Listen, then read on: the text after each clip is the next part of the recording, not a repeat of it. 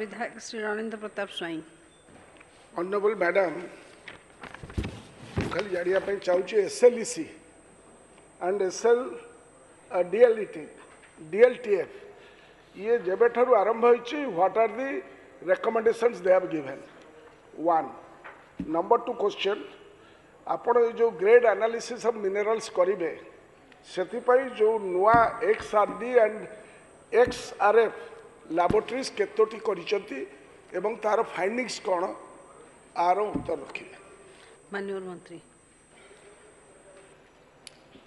SLEC एवं DLTF ये दुईटा गठन कराई ये जो खनिज क्षेत्र में राजस्व हानि और बेआईन खनि कारबार पाई